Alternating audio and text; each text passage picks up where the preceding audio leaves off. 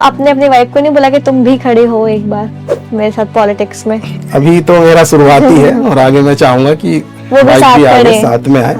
ये भेद विधानसभा को उत्तर प्रदेश की नंबर 1 सीट कहा जाता है, तो इसके पीछे का क्या राय है? हरियाणा, हिमाचल और उत्तराखंड की सीमाओं से लगा हुआ हमारा भेद क्षेत्र आता है। तो हमारा जो उत्तर प्रदेश है वो वहीं से स्टार्ट होता है, तो उसको पहली नंबर 1 सीट हमारा भेद मिली हुई है। क्या क्या आपने स्ट्रगलिंग पॉइंट अपनी लाइफ में झेले?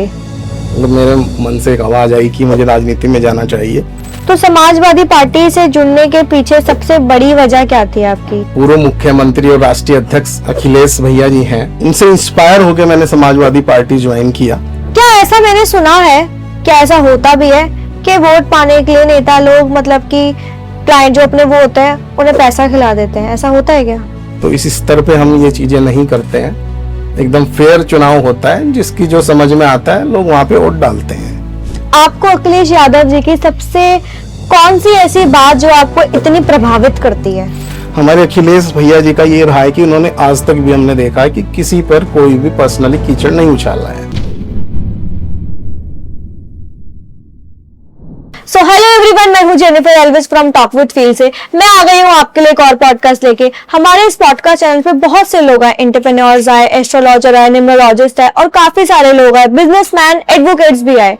आज हमारे पॉडकास्ट चैनल पे आए हैं, पॉलिटिक्स से आए हैं सौरभ अग्रवाल जी को, जिन्होंने अभी अभी पॉलिटिक्स में अपना पैर रखा है और पैर रखने के बाद इतने सारे काम करने के लिए वो रेडी बैठे और 2027 में वो बहुत कुछ करने वाले हैं। व्यापारी फैमिली से और पॉलिटिक्स में आने का उनका सफर के बारे में हम जानेंगे। तो इतनी इंटरेस्टिंग और काफी सारे स्ट्रगल्स के बाद हम उनको बुलाते हैं इस पॉडकास्ट चैनल पे। सौरभ अग्रवाल सर का आपका बहुत बहुत वेलकम। और सर, आप मुझे अपने बारे में थोड़ा कुछ बताइए। जेनिफर जी, बहुत बहुत धन्यवाद मुझे अपने पॉडकास्ट में बुलाने के लिए। मैं सौरभ अग्रवाल बहुत ही सुंदर क्षेत्र मां शाकुंभरी सिद्धपीठ के श्री चरणों बेहट सहारनपुर से आता हूं और हमारे यहाँ के स्थानीय विधायक और मेरे समाजवादी पार्टी के विधायक अभी उमर अली खान जी हैं, जिनके साथ हम खड़े हैं कंधे से कंधा मिलाकर। उस क्षेत्र से जहाँ पे हिंदू मुस्लिम एकता का प्रतीक है और सब कंधे से कंधा मिलाकर चलते हैं, उस क्षेत्र से मैं आता हूं। और अभी अभी मैंने 6 महीने ही हुए हैं मुझे समाजवादी पार्टी मैंने ज्वाइन किया है और समाजवाद को आगे चलने का जो मैंने प्रण लिया है, हिंदू मुस्लिम एकता को साथ चलने का और विकास कार्य कराने का जो मैंने प्रण लिया है, उसके साथ ही हम आगे बढ़ेंगे और 2027 में कुछ परिवर्तन लाने के लिए हम तैयार हैं। सौरभ जी, आप मुझे अपनी इस पॉलिटिक्स की जर्नी के बारे में बताइए कि आप इस पॉलिटिक्स की जर्नी में कैसे हैं। जैसे कि आपने मुझे अभी थोड़ी देर पहले बताया था आप व्यापारी फैमिली से बिलोंग करते हैं। इससे और पॉलिटिक्स में आने का डिसीजन कैसे लिया, इंस्पायर्ड किससे हुए फर्स्ट आप? जेनिफर जी, हमारे बहुत ही प्यारे और अजीज दोस्त हैं, भाई अबरार हम उनको बोलते हैं।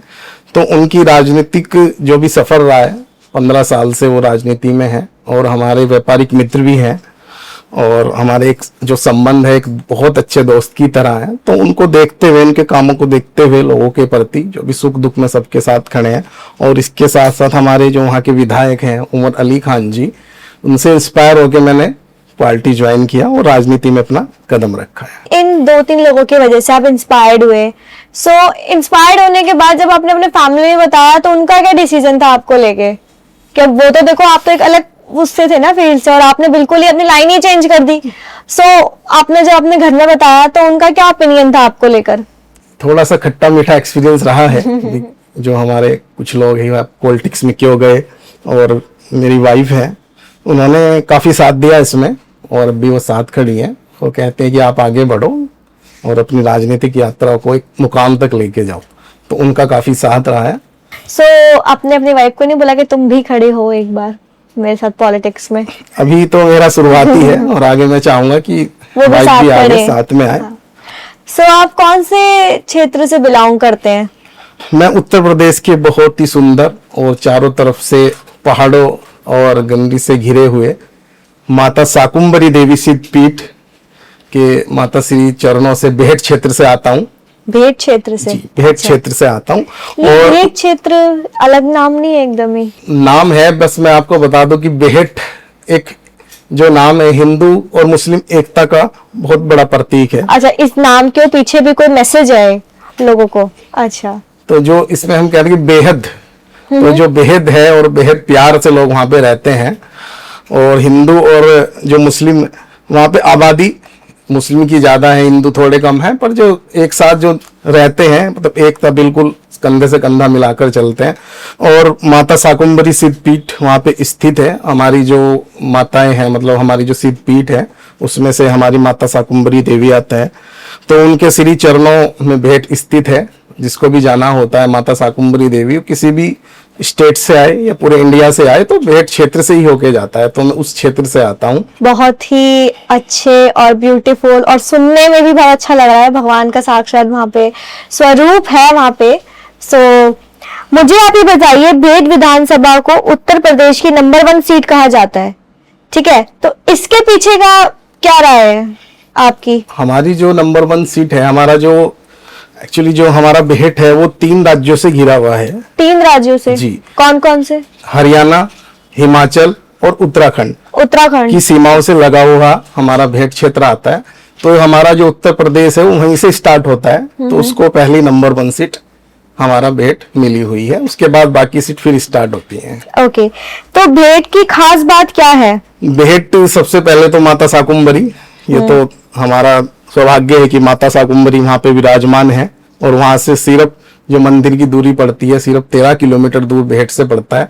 कोई भी पूरे इंडिया से वहां पे आता है, पूरे भारत से वहां पे आता है, तो आपको भेंट से ही जाना पड़ेगा, मतलब भेंट क्षेत्र में ही वो स्थित है। सर, हरियाणा, हिमाचल प्रदेश और उत्तराखंड की सीमाओं से जुड़ी हुई है, इसका राजनीति पर कैसा असर पड़ता है? भेंट क्षेत्र हमारा तो वैसे तो उत्तर प्रदेश से आता है और मुस्लिम बहुल हमारा भेंट है, तो ज्यादा कोई इस चीज का फर्क नहीं पड़ता।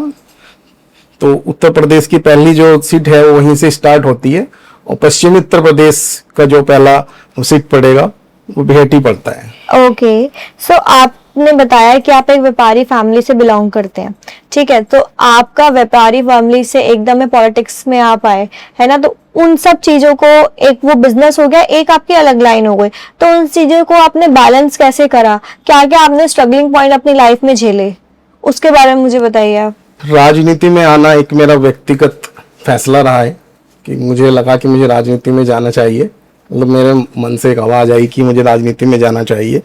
और बिजनेस में हम 2 भाई हैं जो काम करते हैं, तो दूसरा भाई बिजनेस पीछे से देख रहे हैं, और मैं जो फ्रंट में हूँ वो राजनीति में उतर चुका हूँ। और फ्रंट से मैं जो भी राजनीति में जो भी जनसभाएं हैं, जो भी कार्य हो रहे हैं या जो भी कार्य करने हैं, तो मैं कर रहा हूँ। सो आपने बताया कि जो आप राजनीति में जो आप कार्य कर रहे हैं वो कर रहे हैं, ऐसे कौन से कार्य कर रहे हैं जो अभी तक आपने आए हैं, आपने लोगों को बेनिफिट दिया हो, क्योंकि अभी इलेक्शंस भी आने वाले हैं कि आपको ही वोट दे, तो आपने ऐसा उनके लिए क्या करा है जो आपको वोट दे? वो अभी इलेक्शन भी बहुत नजदीक है हमारे, लगभग 2027 के शायद मार्च में ही स्टार्ट हो जाएंगे। तो हम अपनी जनसभाएं में हमारे कुछ मुद्दे हैं, कुछ भेंट को क्षेत्र को लेकर मुद्दे हैं। अभी हमारे भेंट क्षेत्र में सबसे बड़ा जो प्रॉब्लम है वो स्वास्थ्य को लेकर है। हमारे यहाँ मतलब किसी पर कोई अच्छा हॉस्पिटल नहीं है जो वहाँ पे होना चाहिए, और हमारे यहाँ कोई केंद्रीय विद्यालय भी नहीं है जो वहाँ पे होना चाहिए। और कनेक्टिविटी की बहुत प्रॉब्लम है, जो भी हमारे भेंट क्षेत्र के अंदर जो भी गांव आते हैं वहाँ कनेक्टिविटी की काफ़ी प्रॉब्लम्स हैं। और कहीं जगह पुल टूटे हुए हैं या कहीं जगह पुल की जरूरत है पर वो नहीं बने हैं। और कुछ 1-2 कनेक्टिविटी है, हमारा एक मार्ग पड़ता है गंदेवड़ से पठेड़ की तरफ मार्ग पड़ता है जो हमारा भेंट क्षेत्र में ही आता है, वो भी बहुत जर्जर हालत में है। और महंगाई का मुद्दा है। तो ये कुछ हमारे स्थानीय मुद्दे हैं जिनको लेके लोगों के सामने रख रहे हैं, और इसके नाम पे ही हम आगे वोट मांगेंगे। और दूसरा हमारा समाजवाद, हिंदू एकता को साथ में लेकर हम चलते हैं, तो वो चीज पे हम वोट मांग रहे हैं। ओके, जैसे आपने बोला कि समाजवाद के लिए आप वोट मांग रहे हैं, तो समाजवादी पार्टी से जुड़ने के पीछे सबसे बड़ी वजह क्या थी आपकी? हमारे जो पूर्व मुख्यमंत्री और राष्ट्रीय अध्यक्ष अखिलेश भैया जी हैं, उनसे इंस्पायर होकर मैंने समाजवादी पार्टी ज्वाइन किया। और इसके साथ साथ हमारे स्थानीय विधायक उमर अली खान जी हैं। दोनों का मतलब इतना सहयोग रहा है, और कुछ मुद्दे ऐसे रहे हैं जो उन्होंने जमीनी स्तर पे काम किया है। जब उनकी सरकार थी 2012 से लेकर 17 तक, इन लोगों को, हर छात्रों तक लैपटॉप पहुंचे हैं फ्री में, और सभी जितने भी गरीब वर्ग के लोग थे उन तक ई रिक्शा पहुंचाने का काम हुआ है, और छात्राओं को और जो बेरोजगार लोग थे उनको डायरेक्ट एक मतलब बेरोजगारी भत्ता देने का काम किया है। काफी योजनाएं उनकी ऐसी रही है जो लोगों तक, नीचे तबके तक पहुंची हैं, और हिंदू मुस्लिम एकता के बहुत बड़े प्रतीक हैं जो साथ में लेकर चलते हैं। थोड़ा मैं आपसे थोड़ा कंट्रोवर्सी लूंगी आपसे।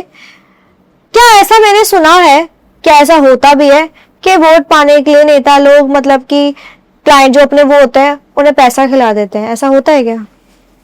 नहीं, ऐसा नहीं होता है। आप बात कर रहे हैं कि वोटर को पैसा दे दिया जाए और वो वोट देंगे, ऐसा नहीं होता है, क्योंकि विधानसभा का बड़ा चुनाव होता है ये, तो इस स्तर पे हम ये चीजें नहीं करते हैं।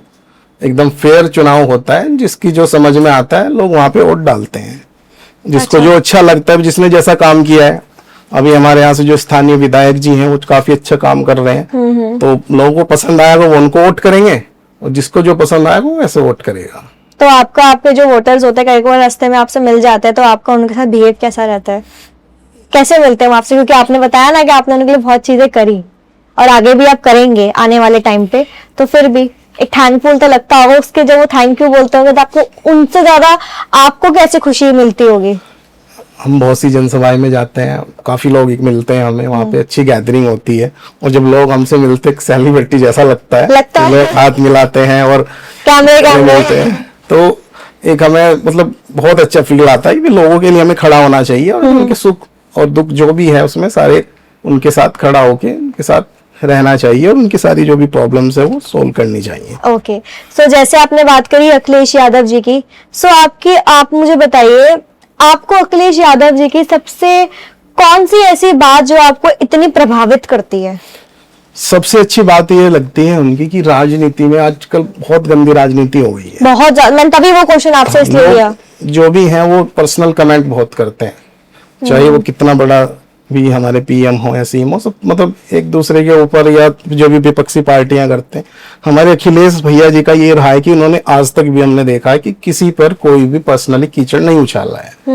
उनकी सबसे अच्छी बात ये लगती है कि वो मुद्दों पर बात करते हैं, जो भी मुद्दे रहते हैं हमारे, जो भी किसानों के मुद्दे हों या फिर जो भी हम लेके चले गरीब कल्याण की योजनाएं, वो उन पे बात करते हैं, किसी पे भी पर्सनल कमेंट में नहीं करते। वो उनकी बहुत अच्छी बात है, इससे बस मैं पूरा प्रभावित हुआ हूँ और राजनीति में समाजवादी पार्टी के साथ जुड़ा हूँ।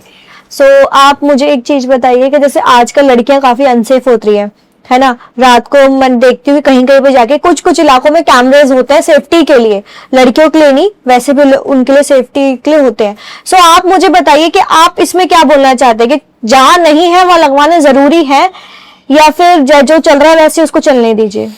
मैं नहीं मानता कि कैमरों से ज्यादा सेफ्टी आएगी। कैमरा तो हमारा सिर्फ आईना दिखाने का काम करते हैं। यदि कुछ भी होता है तो उसमें हम नकाबपोश आ जाते हैं, तो उसमें दिखाई नहीं देते।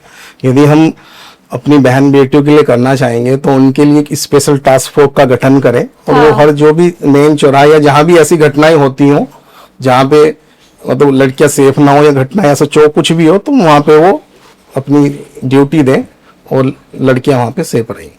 सो आप ये आने वाले टाइम पे करना चाहेंगे कि अभी आपने प्रोसेसिंग में कर दिया है शुरू?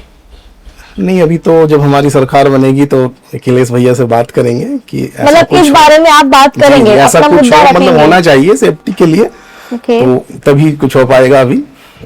ओके, सो आज की डेट में भेंट के, जैसे आपने मुझे बोला, भेंट के सबसे बड़े मुद्दे क्या चल रहे हैं आज की डेट में?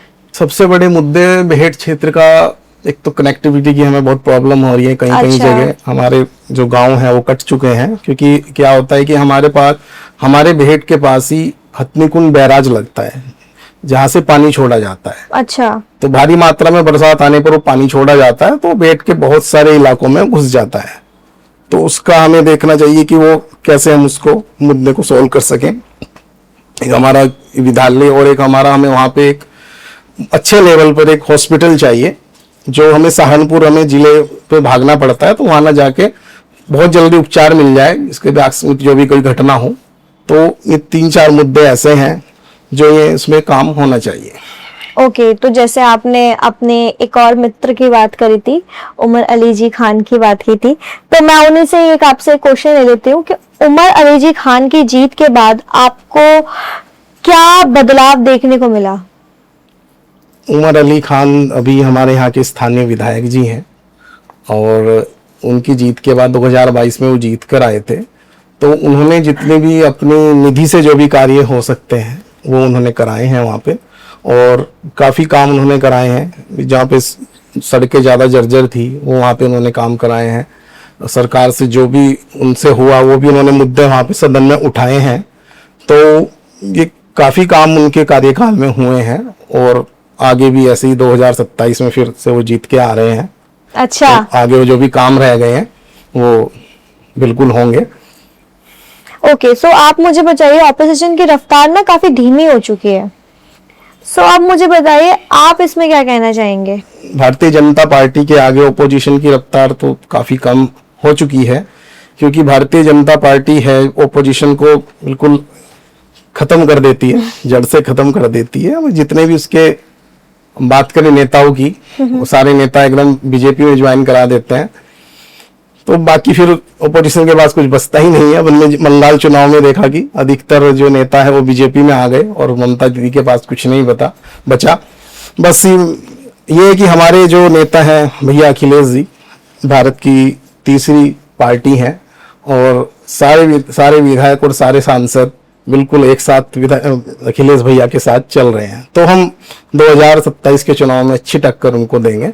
तो विपक्ष की मैं बात करूं तो हमारी समाजवादी पार्टी विपक्ष में बहुत मजबूत है। ओके, सो मुझे आप बताइए, आपने हिंदू मुस्लिम की बात की थी जैसे कि, तो मुझे बताइए भेंट में हिंदू मुस्लिम की एकता को लेकर आपका क्या सवाल है? ये भेंट में हिंदू मुस्लिम की मैं बात करूं तो लगभग 1.25 लाख वोटर्स हमारे भेंट क्षेत्र में आते हैं। 1.25 लाख मुस्लिम वोटर्स हमारे क्षेत्र में आते हैं। मुस्लिम वोटर्स? जी। और लगभग 1 लाख वोटर हमारे SC/ST से आते हैं। SC/ST से 70,000 वोट हमारे OBC आते हैं और लगभग 50,000 वहाँ पे सवर्ण वोट है। और माइनॉरिटी से? माइनॉरिटी लगभग यही 90,000 करीब वोट है हमारा वहाँ पे। अच्छा। तो अब मैं यदि बात करूँ तो लगभग हाफ हाफ हो जाता है, 50-50% मुस्लिम और 50% हिंदू हो जाते हैं। पर जो एकता की मैं बात करूं वहां पे कभी भी ऐसा कुछ नहीं हुआ है कि कोई दंगा हुआ हो या कुछ भी ऐसा रहा हो। सब लोग साथ में मिलकर काम करते हैं, चाहे व्यापार हो चाहे सबको कंधे से कंधा मिलाकर चलते हैं। ओके, सो मुझे आप एक चीज बताइए, आज की राजनीति में ध्रुवीकरण ज्यादा है, ठीक है, सो इसमें भाईचारा कितना काम आता है? एक होता है ना आपका फ्रेंड सर्कल, कितना काम आता है, बैठना उठना, मतलब देखिए आपको तो जैसे आपने बताया नेता, आपको तो अच्छे बुरे हर किसी इंसान के साथ बैठना पड़ता है, तो आप जब उनके साथ बैठते कोई अच्छी बातें भी होती है बुरी बातें भी होती है, तो आप अपने आप को कैसे एनालाइज करते हैं, उनकी बातें आप कैसे लेते हैं? मतलब मजाक में वो लोग उल्टा ही बोल देते हैं हंसी हंसी करके, भाई तू क्या अपने पार्टी पे ध्यान दे, तू अपनी पार्टी में ध्यान दे, तो आप उस चीज को कैसे जवाब देते हैं, कैसे लेते हैं? ध्रुवीकरण की बात करूं, हमारे क्षेत्र तो ऐसा आता है कि सब लोग मिलकर रहते हैं। अब मैं व्यापारी की बात करूं तो अब मेरे यहाँ भी जो व्यापार चल रहा है उसमें यदि मैं बात करूं कि 10-15 लोगों की, तो उसमें 50% हिंदू हैं, 50% मुस्लिम। आपने बताया आपने बिल्कुल, मतलब ऐसे ही व्यापार में भी है कि जो काम करने वाले हैं वो भी ऐसे ही हमारे यहाँ काम कर रहे हैं। वो सब एक साथ बैठ के खाना खाते हैं, सब एक साथ बैठ के सारी बातें करते हैं, सब एक मेज पे टेबल पे सब बातें करते हैं, चाय पीते हैं। तो हमारे यहाँ तो ध्रुवीकरण का कोई ये मुद्दा नहीं चलता है। हमारे यहाँ तो मुद्दे चलते हैं जो जानवीय मुद्दे हैं वो हमारे यहाँ पे चलते हैं, विकास के मुद्दे हमारे यहाँ पे चलते हैं भेंट में। बाकी तो ये है कि हिंदू मुस्लिम काफी चल रहा है, पर यह है कि जो हमारा क्षेत्र आता है वहाँ पे तो विकास के मुद्दे चलते हैं। आप हिंदू मुस्लिम नहीं होता है। जो हिंदू है वो अभी जो विधायक जी आए थे हमारे, तो उन्हें भी काफी वोट मिला था लास्ट टाइम हिंदू का, और आगे भी मिलेगा, वो जीत के आएंगे बिल्कुल। ओके, सो मुझे आप बताइए, क्या आप मानते हैं कि भेंट की सियासत की दूसरी सीट बहुत ही ज्यादा अलग है?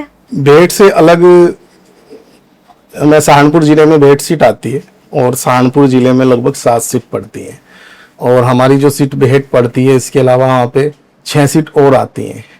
तो अब मैं सहारनपुर जिले की बात करूँ, जो सहारनपुर नगर की सीट है वहां पे हो सकता है कि ध्रुवीकरण हो जाए, पर यह है कि हमारी जो सीट है वो बिल्कुल ध्रुवीकरण से दूर रहती है। सहारनपुर देहात सीट है, तो वो भी ध्रुवीकरण वहां पे हो सकता है, पर हम कोशिश कर रहे हैं कि यदि बात करूं समाजवाद की, तो हम साथ में लेकर चलने की कोशिश कर रहे हैं कि सब लोग साथ में आए और विकास के मुद्दों पर चुनाव लड़ा जाए। तो आप मुझे बताइए, योगी जी के बारे में हम थोड़ी सी आपसे बात करेंगे। योगी आदित्यनाथ जी के भेंट से चुनाव लड़ने की चर्चा इतनी क्यों हो रही है? योगी आदित्यनाथ हमारे माननीय मुख्यमंत्री जी हैं हाँ उत्तर जी। प्रदेश के, और मां शाकुंभरी के क्षेत्र में वो उनके कई सारे दौरे हो चुके हैं, तो लोगों में ये अफवाह आ रही है कि योगी आदित्यनाथ नंबर 1 सीट भेंट से आ रहे हैं लड़ने के लिए। काफी अफवाह भी है, तो ये तो पता नहीं कि अफवाह है क्या है, पर उनका स्वागत है। पर मैं भी रहता है योगी जी के। पर मैं उसका स्वागत है, पर मैं ये कहूंगा कि वहाँ के जो भेंट क्षेत्र के समीकरण है, यदि मैं बात करूं तो 1.25 लाख मुस्लिम है, और SC/ST वोट की बात करूं तो लगभग 1 लाख वोट है, OBC है 70,000। तो यदि मैं बात करूं, अपना स्थानीय विधायक जो है उमर अली खान जी, वो काफी मजबूत स्थिति में है और वो जीत के आ रहे हैं 2027 में। अब उसमें कैंडिडेट कोई भी हो बीजेपी का की ओर से, पर उमर अली खान की काफी अच्छी पोजीशन वहां पर है। ओके, सो आप मुझे एक चीज और बताइए, क्या समाजवाद पार्टी से सीट को लेके आप पूरी तरीके से सेटिस्फाइड है? हाँ, समाजवादी पार्टी से हमारे प्रिय विधायक ही आ रहे हैं, उनका ही टिकट होगा वहां से, भेंट से। ऐसे हम आशा करते हैं, क्योंकि इनके जो काम रहे हैं और हिंदू मुस्लिम सबके साथ वो खड़े हैं, हर जगह वो जाते हैं, चाहे किसी की तेरहवीं हो और चाहे किसी का कब्रिस्तान में जाना हो, वो हर जगह पहुंच रहे हैं और सबके साथ कंधे से कंधे मिला के खड़े कर रहे हैं ना। तो ये उनकी जो भी है वहां से वो आ रहे हैं, वापस नंबर 1 सीट से जीत के आ रहे हैं। ओके, सो पीडीए को लेकर काफी चर्चा हो रही है, ठीक है, तो आप मुझे बताइए पीडीए का आपके हिसाब से असली मतलब क्या है? यदि मैं बात करूं पीडीए की, जो हमारे अखिलेश भैया जी ने लेके चले हैं पीडीए को, पिछड़ा और दलित और अल्पसंख्यक, और ये बात कर रहा हूं पिछड़े की, तो लगभग 40% उत्तर प्रदेश में वोटर्स आते हैं और दलित 23% और 20% अल्पसंख्यक वोट आते हैं, तो लगभग ये 83% वोट बन जाता है। और 83 जब वोट एक तरफ पड़ेगा तो मुझे बताने की जरूरत नहीं है कि सरकार किसकी आ रही है। तो दूसरा हमारा पीडीए का ये है कि पीडीए मैंने जो है दया हो, अपनापन, ये भी हम साथ में लेके चल रहे हैं कि अपनापन हो, दया हो, ये सब चीजें लोगों के साथ हम लेके चल रहे हैं कि लोग जुड़े हमारे साथ और वोट में कन्वर्टेड हुए। क्या पीडीए 2027 के चुनाव में गेम चेंजर हो सकती है या साबित हो सकती है? अभी मैंने कहा ना कि 83% वोट आ रहे हैं, तो गेम चेंजर तो होगा, बिल्कुल होगा, और अखिलेश यादव जी सरकार बनाने जा रहे हैं।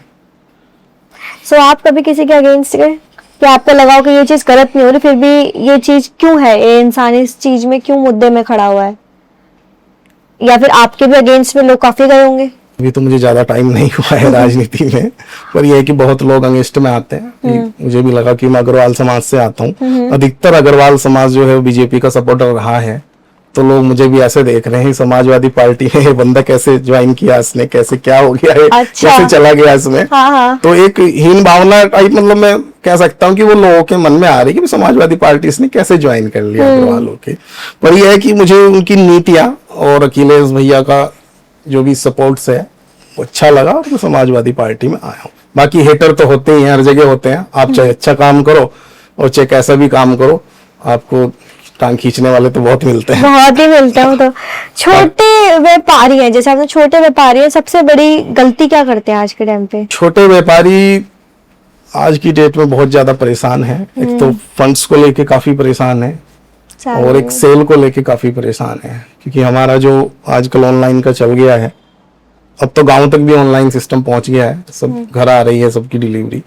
तो एक तो सेल से परेशान है, दूसरा जीएसटी का जो भी बहुत ही टर्म और कंडीशंस हैं या कहूं, तो उनमें वो ज्यादा काफी परेशान हो रही कि छोटे व्यापारी, इनको खुद समझ नहीं आ रहा कि कैसे इसको किया जाए। उनके पास नोटिस आ रहे हैं, तो मैं भी थोड़ा जीएसटी डिपार्टमेंट को आऊंगा कि इन लोगों की सपोर्ट करें, उनको सर्विस प्रोवाइड करें, उनको सजेस्ट करें कि कैसे वो जीएसटी में अपने आप को रजिस्टर करें और कैसे उनको टैक्स वो दें, उनको सपोर्ट करें, को नोटिस के देने के समय उनको सपोर्ट करें। मेरा कहना तो ये रहेगा।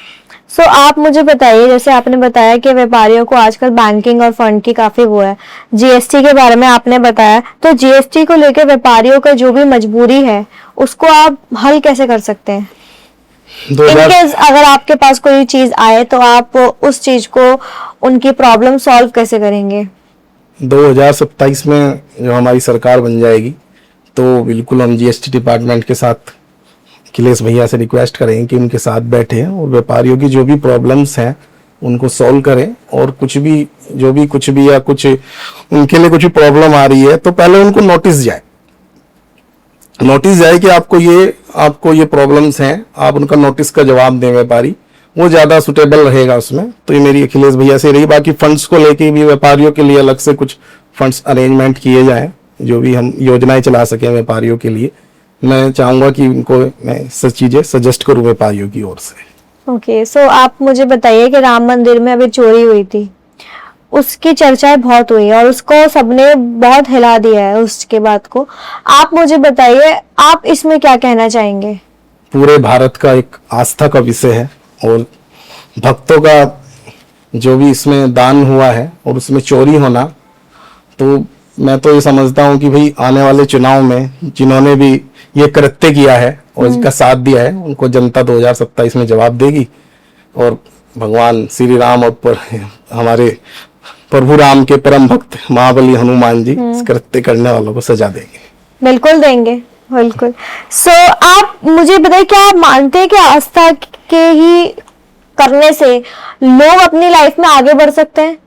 आस्था एक जो विषय है, एक हमारे मन में किसी को भी लेके, मतलब एक हमने एक भगवान मान लिया या हमने एक चीज ले ली कि भाई हमें इसके प्रति आस्था है, और कुछ भी मतलब हमें इंस्पायर करती है वो चीजें और हम उसको लेके आगे बढ़ते हैं। कोई भी चीज हमें इंस्पायर करती है, भाई हमें कुछ भी प्रण करना हो हमने उसका प्रण कर लिया, या कुछ भी कसम खानी होगी भगवान राम की कसम है या किसी की भी, मतलब चीजें इंस्पायर करती हैं, तो आस्था भी बहुत जरूरी है। सो मैं आपसे सौरभ जी एक बहुत ही इंपॉर्टेंट क्वेश्चन पूछना चाहूंगी कि अगर आज आपको भेंट के लिए कोई 3 मुद्दे बताए जाए तो आप वो मुद्दे क्या बताएंगे? यदि हमारी सरकार बनती है और अखिलेश भैया मुख्यमंत्री बनते हैं तो हम भेंट के विकास के लिए काम करेंगे, और 3 मुद्दे। सबसे पहला मुद्दा रहेगा कि हमारे यहाँ पे हॉस्पिटल आए, क्योंकि हमें कुछ भी इमरजेंसी में दौड़ के सहारनपुर जिला जाना पड़ता है और लगभग हमारे यहाँ से 25 किलोमीटर पड़ता है। इस दौरान तो कोई भी पेशेंट की मृत्यु हो जाती है, तो उसी में सबसे मुद्दा रहेगा कि भेंट तहसील को एक अच्छा हॉस्पिटल मिले, दूसरा एक केंद्रीय विद्यालय मिले, और तीसरा मैं बात करूँ तो जो हमारे जो कनेक्टिविटी नहीं है गांवों में पुल की वजह से, क्योंकि हमारे यहाँ से नदियाँ काफी निकलती हैं, हाँ होता है, तो उस वजह से हमारे यहाँ जो भी पुल रह गए हैं वो जितने भी गांव हैं उनको कनेक्ट कर दिया जाए पुल के थ्रू। ये मेरे 3 काम रहेंगे जो भेंट क्षेत्र को मिले। अच्छा, सो आप मुझे अब ये बताइए कि आपके हिसाब से 2027 के चुनाव किस मुद्दे पर लड़े जा सकते हैं, विकास, धर्म या रोजगार? सबसे बड़ा मुद्दा तो रहेगा विकास। जो भी हमारे रह गए, जो भी काम हमारे रह गए हैं इस दौरान 10 साल से जो पेंडिंग पड़े हैं वो हों। विकास का मतलब हो गया कि भाई जो भी हमारी योजनाएं हैं वो नीचे तबके तक पहुंचे, जो भी गरीब है वहां तक पहुंचे। जब अखिलेश भैया की सरकार थी 2012 से 17 तक, तो उसमें उन्होंने काफी काम किए हैं। छात्राओं को लैपटॉप देना वो नीचे तक गया है, मतलब जहाँ पे छात्राएं एक जो भी योजनाएं हैं वो लास्ट पॉइंट तक वहां तक पहुंची है, छात्राओं के हाथ में लैपटॉप गया है फ्री में। और दूसरा ई रिक्शा दी है जिससे वो रोजगार चल सके। जितने भी हमारे अपाहिज लोग थे या बहुत गरीब लोग थे उनको ई रिक्शा बांटी गई है फ्री में, उन्होंने अपना घर उससे चलाया है। और तीसरा जो भी बेरोजगार बंधु थे उनको बेरोजगारी भत्ता देने का काम किया गया है, जिससे इतना उनको किसी जॉब में जाएं या कुछ भी जॉब से पहले उनका वो खर्चा चलता रहे। तो ये सब चीजें हैं, और बाकी जो भी विकास रहे हैं उन पे काम होगा। तो और अब बात कर रहे हैं धर्म की, तो मुझे नहीं लगता कि अब की बार धर्म पे चुनाव होगा, विकास के मुद्दे पे चुनाव होगा, और अखिलेश भैया मुख्यमंत्री बनके आ रहे हैं।